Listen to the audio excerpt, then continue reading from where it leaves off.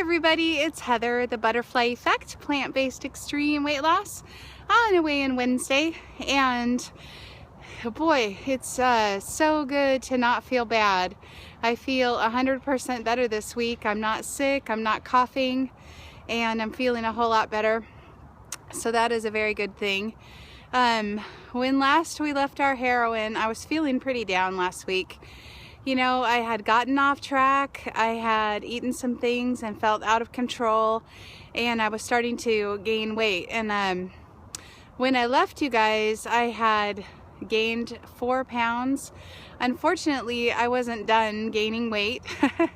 So I was 232 when I talked to you on Wednesday, and then it kept going up until I got it under control. And so I eventually went all the way up to 246 pounds. And I know that sounds crazy that a person can gain that much weight in that short of an amount of time, but I don't know if I'm particularly sensitive to salt or what exactly goes on with that, but when I gain quickly, and it's crazy, and it seems out of proportion to what I eat, even when I was eating poorly. So where am I this week, right? So the answer is that I'm back down. It doesn't sound like down, but I'm back down to 235, okay? So that means I'm still up from my lowest that I got this year of 228. But I'm not as bad as 246, which is as high as I got this last time. So I just wanted to talk about relapse and what to do if you find yourself out of control. Now, I'm not talking about, you know, I ate one little thing, but I got right back on my plan. Or, you know, I found out after I ate the thing that it had some oil, or it had some salt, or it had some sugar that I didn't know about. I'm talking about when you're deliberately binging, or you're just out of control. How I define out of control is when you start out in the morning saying, all right, I'm committed, I'm on my plan, and by the end of the day you find yourself eating that thing you didn't plan to eat, eating more than you planned to eat, making bad choices. All those kinds of things are a signal to me that I'm in addict behavior, and that I'm not in control, and I'm not the one driving the bus, you know, that the brat is at the wheel and the brat's driving the bus. So when I find myself in those situations, I start my relapse protocol, which is basically keep trying. Just, if you mess up, eat healthy the next bite. If you mess up again, eat healthy the next bite after that. Start out each day with a very strong intention to stay back on your plan. Just keep fighting. Fight for your food sobriety. Fight for your veganism. Fight for your health and your life and your happiness. And so some things that really helped me to get back on track, because, you know, you can look at it as I went up like 18 pounds and now I'm down like 11 pounds, and it's just crazy. I am a roller coaster girl. And so some things that helped me get back on track, and thank God, by the grace of God, I am back on track. Some things that helped were watching documentaries.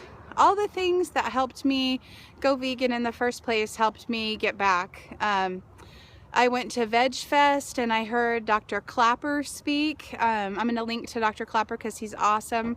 And he reminded me how important this is for my health. I made myself watch some videos about animal welfare, and reminded myself how important it is that I stay vegan. But Dr. Clapper really helps me because he talks about how damaging the sugar is, and the salt and the oil. He really brings that home. Whereas I'm not really tempted to eat animals anymore because I love animals. And yeah, so just reminding myself I'm doing this for the environment, I'm doing this for the animals, and I'm doing it for my own health. And I also went back and looked at old pictures of myself at my highest weight, and I just told myself I'm not going back there. I need to stop this fall before I hit, you know, bottom again.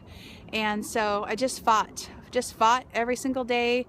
You know, if you find yourself engaging in compulsive behaviors, you just have to keep fighting and get back on track the very next bite. And if that doesn't work, you get back on track the next bite after that, and so on and so on. So that's my advice to any of you guys that are in the middle of that.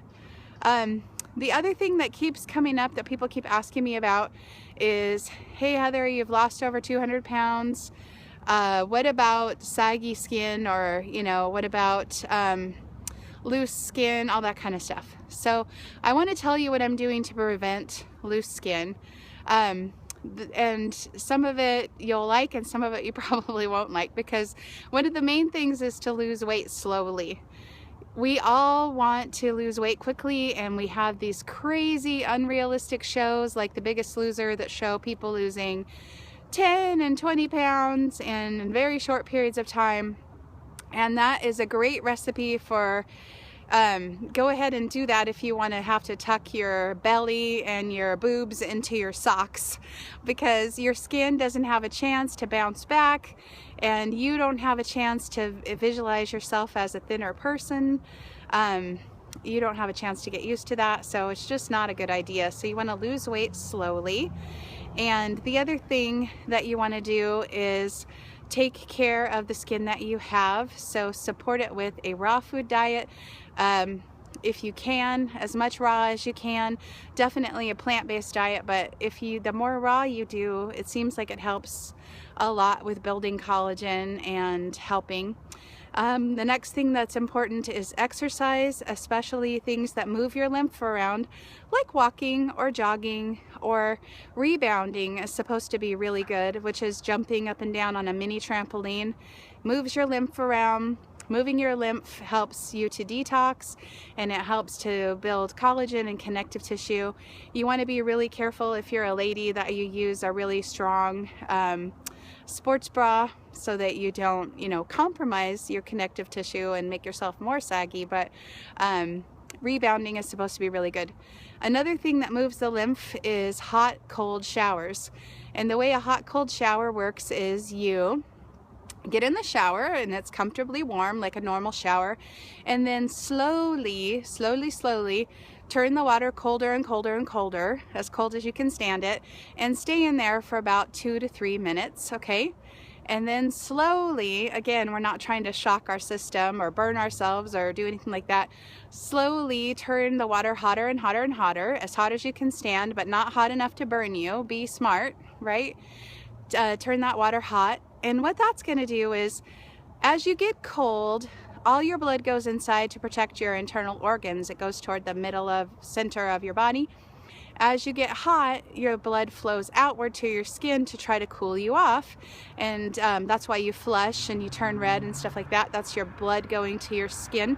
So by doing that and alternating back and forth, hot and cold and hot and cold, for kind of as long as you can stand it, you're really going to cause your blood and lymph to move around. And that's going to be really helpful for supporting your collagen and supporting your skin, and making sure that you're getting blood and oxygen and nutrients to your precious skin follicles and your connective tissue. So then the next thing that also does that is dry skin brushing. There's a lot of good videos on YouTube about dry skin brushing, so check those out.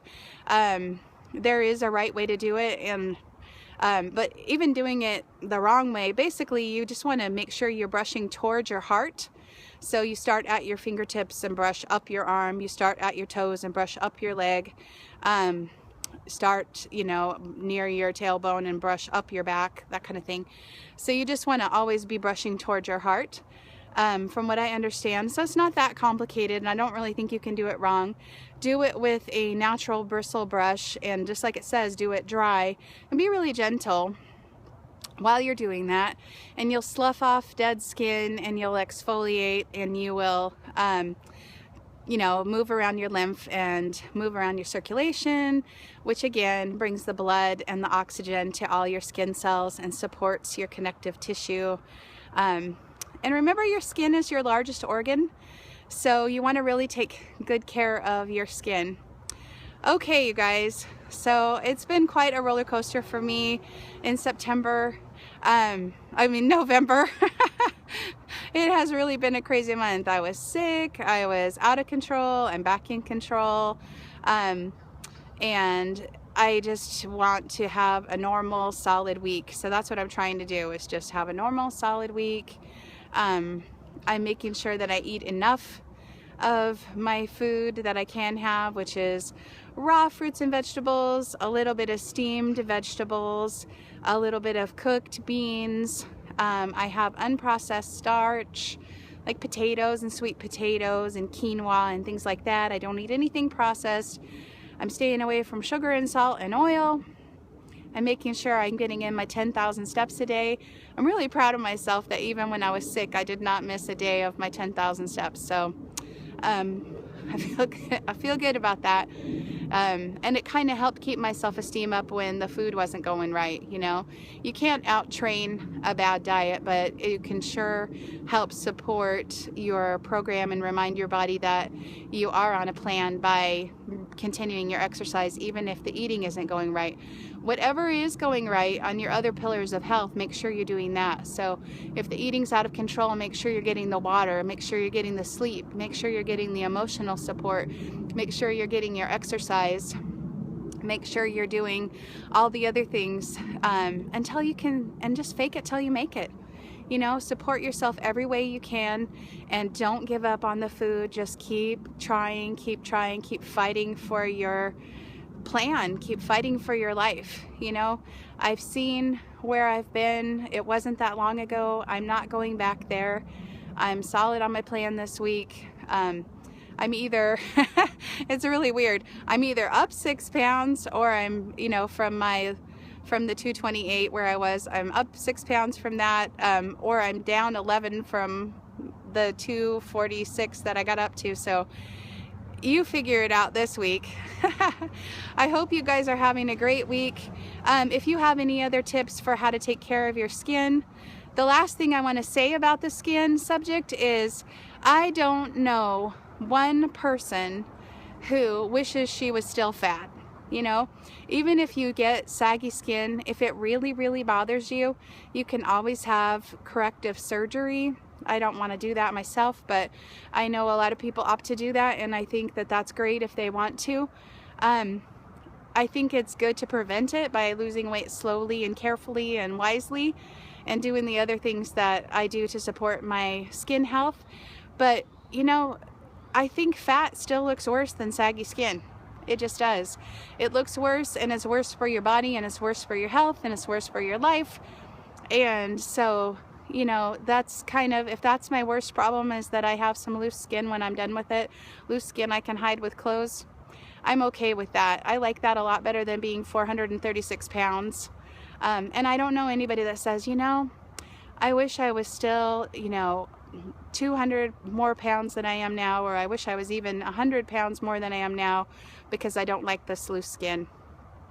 We learn to deal with the loose skin, and if we really bugs us, we can always get it taken off. So anyway, that's what I wanted to say about that. I hope you guys are having a great week, and I will talk to you soon. Bye-bye.